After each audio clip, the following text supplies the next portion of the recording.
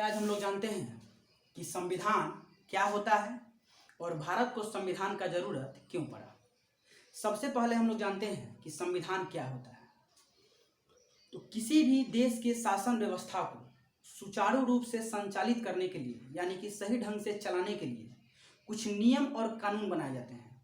उन्हीं नियम और कानूनों के दस्तावेजों को ही संविधान कहा जाता है। अर्थात किसी भी देश को सुचारू रूप से चलाने के लिए जो नियम कानून बनाए गए हैं उन नियम कानूनों को इकट्ठा करके एक जगह एक बुक में लिख दिया गया। उसी बुक को हम लोग संविधान यानी कि कॉन्स्टिट्यूशन कहते हैं। संविधान आपके घर का भी हो सकता है, संविधान किसी कंपनी का भी हो सकता है, संविधान किसी संस्था का भी हो सकता है। आपके घरों में जिन नियमों और कानूनों का पालन किया जाता है वो आपके घर के लिए संविधान होगा। किसी कंपनी में जिन नियम और कानूनों का पालन किया जाता है वो उस कंपनी के लिए संविधान का काम करेगा। तो संविधान, अगर आपको किसी भी देश में रहना है तो अलग अलग देशों का संविधान अलग अलग होता है। जिस देश में आप जा रहे हैं उस देश में जिन नियमों को और कानूनों का पालन किया जाता है उस देश के लिए वही नियम और कानूनों का दस्तावेज संविधान कहा जाएगा। अलग अलग देशों का संविधान जो हो अलग अलग होता है। संविधान के बारे में कुछ और पॉइंट जानते हैं। एक व्यक्ति हैं जिनका नाम है सर हेनरी मेन। यह व्यक्ति थे, ये ब्रिटेन से थे। सर हेनरी मेन वह व्यक्ति थे जिन्होंने विश्व में पहली बार संविधान का विचार रखा। इसके अलावा कुछ पॉइंट और जानते हैं। विश्व का सबसे प्राचीन जो संविधान है वो यूएसए का संविधान है जिसमें केवल 7 अनुच्छेद है। यह 1789 ईस्वी से लागू है, जबकि हमारे भारत का संविधान विश्व का सबसे बड़ा और लिखित संविधान है जिसमें लगभग अभी वर्तमान समय में 468 के आसपास अनुच्छेद उपस्थित हैं। संविधान से कुछ और पॉइंट जानते हैं कि संविधान में जो नियम और कानून लिखे गए हैं उस नियम और कानून में संशोधन यानी कि उसमें परिवर्तन करने का अधिकार केवल भारत के संसद को प्राप्त है। ठीक है। इसके अलावा संविधान में कोई भी व्यक्ति इसमें सुधार वगैरह कुछ नहीं कर सकता है। केवल ये संविधान में सुधार करने का अधिकार या संविधान में किसी नियम कानून को ऐड करने का अधिकार ये केवल भारत के संसद को अधिकार प्राप्त है।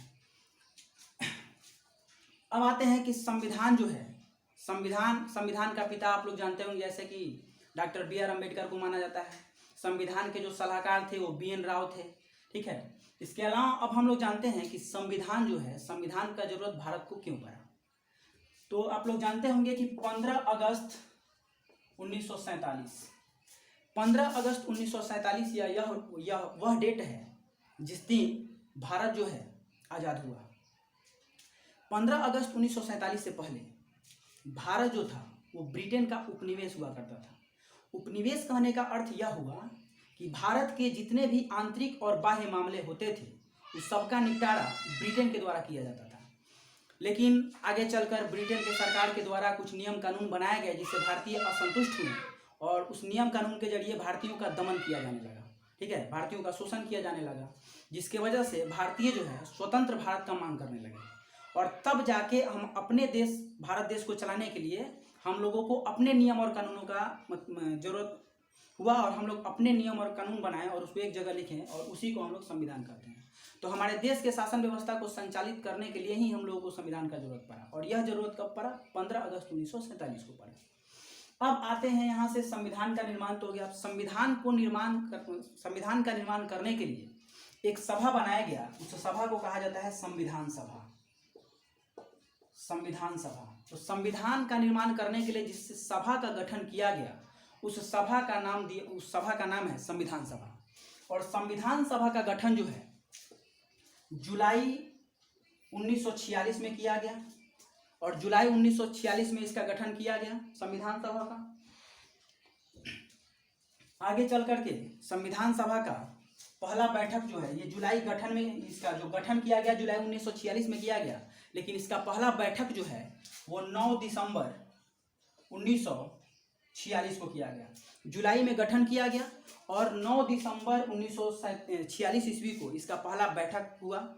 और उस बैठक में जो देखा गया कि सभा में जितने भी व्यक्ति मौजूद थे उनमें सबसे बुजुर्ग व्यक्ति कौन है, तो उसमें सबसे बुजुर्ग जो व्यक्ति थे वो डॉक्टर सच्चिदानंद सिन्हा थे, जो हमारे बिहार के ही थे, इन्हीं को इस संविधान सभा का अस्थायी अध्यक्ष चुन लिया गया।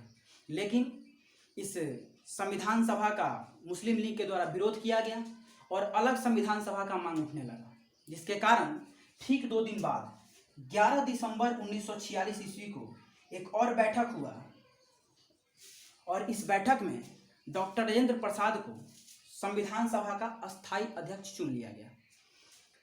उसके बाद ये तो बैठक हुआ। संविधान सभा का कार्यवाही जो है वो इसके ठीक 2 दिन बाद 13 दिसंबर 1946 को संविधान सभा का कार्यवाही जो है 13 दिसंबर 1946 ईस्वी को पंडित जवाहरलाल नेहरू के द्वारा उद्देश्य प्रस्ताव पेश किया गया और इसी के जरिए संविधान का कार्यवाही स्टार्ट हुआ।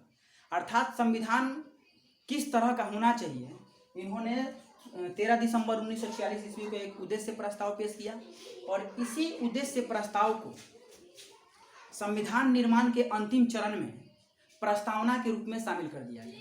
हालांकि ये इन्होंने 13 दिसंबर 1946 ईस्वी को जो उद्देश्य प्रस्ताव पेश किया था, संविधान सभा द्वारा उसे 22 जनवरी 1947 ईस्वी को एक्सेप्ट किया गया। 13 दिसंबर 1946 ईस्वी को जो इन्होंने अपना उद्देश्य प्रस्ताव पेश किया था, उस उद्देश्य प्रस्ताव को संविधान सभा के द्वारा 22 जनवरी 1947 ईस्वी को एक्सेप्ट किया गया और तब जाकर संविधान निर्माण के लिए अनेकों समितियां बनाई गई, जिसमें संचालन समिति है, संघ संविधान समिति है, प्राक्कलन समिति है, ये अनेकों तरह की समितियां बनाई गई। कुल 7 समिति बनाए गए और तब जाके संविधान का निर्माण शुरू हुआ। जब संविधान सभा का गठन हुआ था उस समय इसमें कुल 389 सदस्य थे, लेकिन आप जानते होंगे जैसे कि 15 अगस्त 1947 ईस्वी को जो है भारत का विभाजन हो गया और भारत से विभाजित होकर पाकिस्तान एक अलग राज्य बन गया। तो 15 अगस्त 1947 के बाद संविधान सभा का पुनर्गठन हुआ। 31 अक्टूबर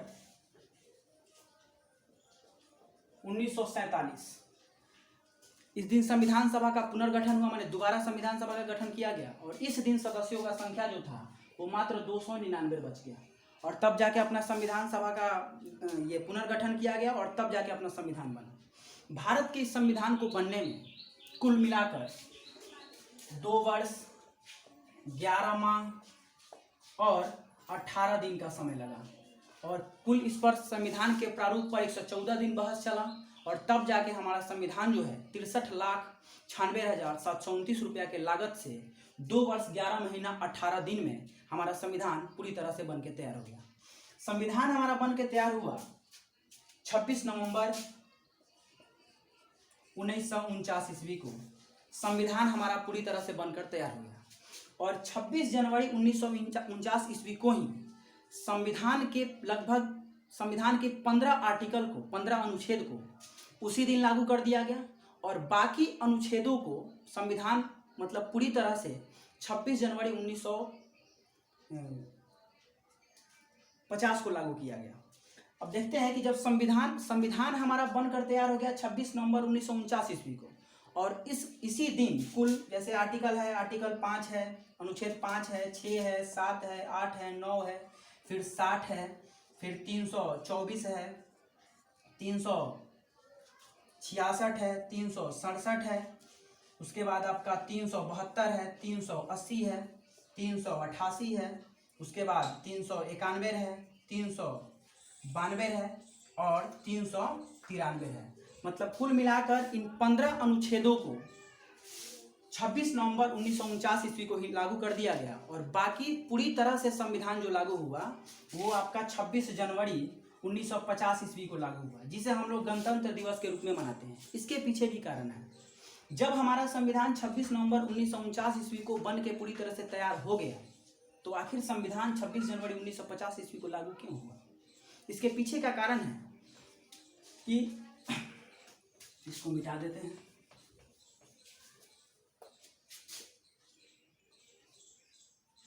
कांग्रेस का 1929 ईस्वी में कांग्रेस का अधिवेशन, वार्षिक अधिवेशन लाहौर में हुआ था, जिसके अध्यक्ष जो थे वो पंडित जवाहरलाल नेहरू थे और इस कांग्रेस के लाहौर अधिवेशन 1929 ईस्वी में जो वार्षिक बैठक हुआ था कांग्रेस का, इसमें सबसे पहली बार पूर्ण स्वराज का मांग किया गया और उस पूर्ण स्वराज, और इसी दिन यह तय किया गया कि भारत का जो पहला स्वतंत्रता दिवस है वो आज 1929 ईस्वी के लाहौर अधिवेशन में सबसे पहली बार कांग्रेस के द्वारा पूर्ण स्वराज का मांग किया गया कि हम लोग को पूरा भारत चाहिए।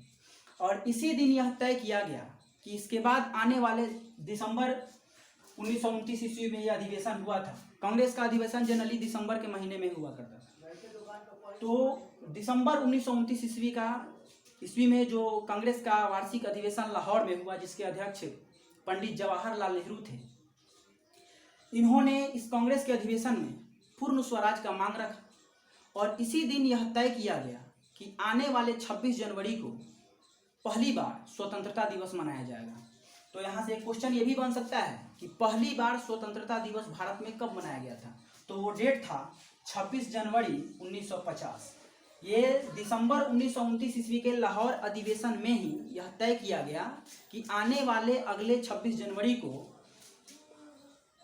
स्वतंत्रता दिवस मनाया जाएगा, पहला स्वतंत्रता दिवस। और आने वाले 26 जनवरी को पहली बार स्वतंत्रता दिवस मनाया गया। इसी के कारण संविधान चूंकि बन के तैयार हो गया 26 नवंबर 1949 ईस्वी को, लेकिन पहली बार हम लोग स्वतंत्रता दिवस जो मनाए थे वो 26 जनवरी 1950 ईस्वी को मनाए थे। तो इस दिन को यादगार बनाने के लिए इस दिन 26 नवंबर 1949 ईस्वी को संविधान लागू न करके संविधान लागू कर दिया गया 26 जनवरी 1950 ईस्वी को। क्यों? क्योंकि ओरिजिनल आज़ादी हम लोगों को मिला था 15 अगस्त 1947 ईस्वी को। इसलिए यहाँ पर इस दिन को हम लोग भूल नहीं सकते थे, क्योंकि इस दिन को ही पहली बार स्वतंत्रता दिवस मनाया गया था। इसलिए संविधान को लागू किया गया 26 जनवरी 1950 ईस्वी को, और तब जाके हमारा संविधान इस दिन से पूरी तरह से लागू हो गया। 300 उस समय 95 अनुच्छेद हुआ करते थे। जब संविधान हमारा लागू हुआ, यानी कि 26 जनवरी 1950 ईस्वी को जब संविधान लागू हुआ, उस समय संविधान में कुल 395 अनुच्छेद थे, 8 अनुसूची थे और 22 भाग थे। वर्तमान समय में अनुच्छेदों का संख्या, हालांकि क्रमांक रूप से देखें 1 2 3 4 तो अभी भी 395 ही है, अनुसूची भी इतनी है और ये, लेकिन अगर ABCD को देखा जाए तो ABCD अगर जोड़ दिया है तो अभी वर्तमान समय में 465 के आसपास भारतीय संविधान में अनुच्छेद हैं, 12 अनुसूची हैं और 25 क्या है? भाग हैं। तो वर्तमान समय में हमारे संविधान में 365 अनुच्छेद, 12 अनुसूचियां तथा 25 भाग मौजूद हैं। लेकिन जब संविधान बन के तैयार हुआ उस समय 395 अनुच्छेद, 8 अनुसूचियां तथा 22 भाग सम्मिलित थे। अब ये अनुच्छेद, अनुसूची, भाग ये क्या होता है इसको समझते हैं। देखिए, भाग जो है जैसे आपकी किताब में लेसन होता है, वैसे ही संविधान में लेसन वाइज बांट दिया गया। ठीक है, अलग अलग लेसन बनाया गया है। तो उस समय इसमें 22 गो लेसन थे। जैसे मान लीजिए कि भाग 1 है तो भाग 1 में क्या है? तो भारत तथा उसके राज्य क्षेत्र है, ये आगे पढ़ाया जाएगा। तो इस तरह से भाग 2 है, भाग 2 में नागरिकता है, तो नागरिकता से संबंधित जितने भी आर्टिकल थे उन सबको एक मिलाया गया और मिला करके एक भाग बना दिया गया, एक लेसन बना दिया गया। तो एक तरह से कहा जा सकता है कि संविधान की ये लेसन है। ठीक है, तो उस समय कुल संविधान में कितने लेसन थे? 22। अब लेसन को खोलिएगा तो उसमें छोटा छोटा पॉइंट रहता है, उस पॉइंट को कहा गया अनुच्छेद। ठीक है, और इसके अलावा जो नियम और कानून बनाया गया उसको डाला गया किसमें? अनुसूची में। तो वर्तमान समय में लगभग 465 के आसपास अनुच्छेद हैं भारतीय संविधान में, 12 अनुसूचियां हैं और 25 भाग हैं। ठीक है, मिलते हैं इसके बाद अगले वीडियो में।